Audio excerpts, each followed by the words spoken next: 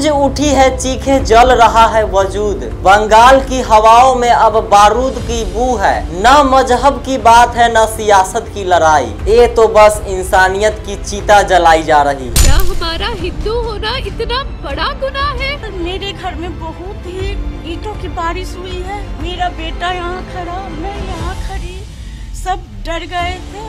बोल रहा है कि महिला लोग को काट देंगे, कैसे हम लोग को ये सोचना है कि सरकार हम लोग की सुरक्षा के लिए क्या बंदोबस्त किए हैं। नमस्कार, मैं हूं धीरू और आप देख रहे हैं YT धीरू ऑफिशियल। आज की रिपोर्ट बहुत ही गंभीर है, दिल को दहला देने वाली है। ये सिर्फ एक राज्य की खबर नहीं, ये भारत के सबसे बड़े लोकतंत्र की अंतरात्मा पर लगा एक धब्बा है। बंगाल ओ राज्य जिसे कभी बुद्धिजीवी की धरती कहा जाता था, लेकिन आज वही बंगाल डर, खौफ और नफरत की कहानियां लिख रहा है।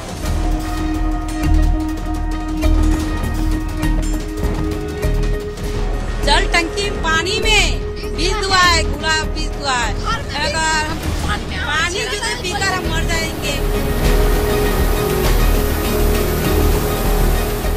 2021 के चुनाव बाद पूरे राज्य में हिंसा की खबरें आई। चुनाव खत्म होते ही सैकड़ों परिवार को अपना घर छोड़ना पड़ा, जिनकी गलती बस इतनी थी कि उनका राजनीतिक झुकाव अलग था या वो हिंदू थे। लोगों के घर जलाए गए, दुकानों के आग के हवाले किया गया, महिलाओं के साथ बर्बराता हुई।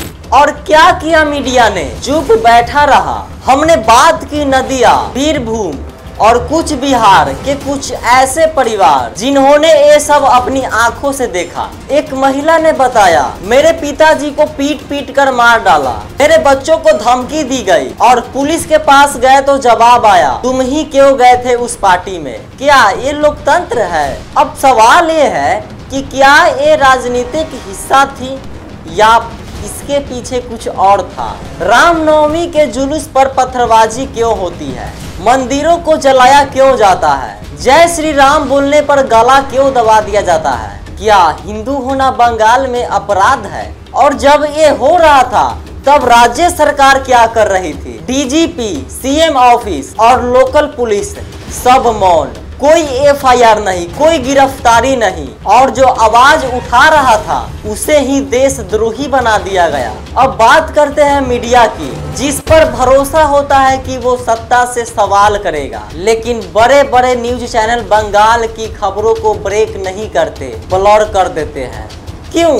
क्या बंगाल भारत का हिस्सा नहीं है? क्या वहाँ के नागरिकों की पीड़ा TRP लायक नहीं? NHRC यानी मानवाधिकार आयोग ने जांच की और रिपोर्ट्स में लिखा बंगाल में राज्य प्रायोजित हिंसा हुई। कोलकाता हाई कोर्ट ने CBI जांच के लिए आदेश दिए। कुछ मामलों में गिरफ्तारी भी हुई, लेकिन क्या इससे सब कुछ ठीक हो गया? नहीं।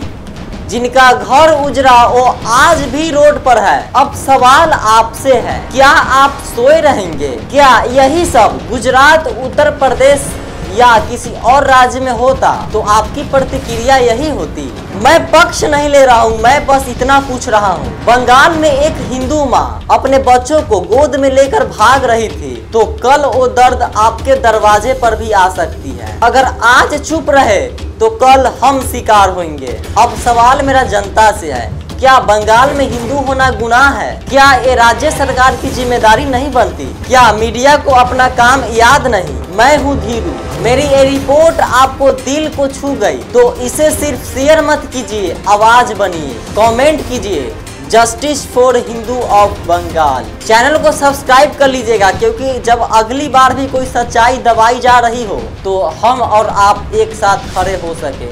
धन्यवाद। जय हिंद।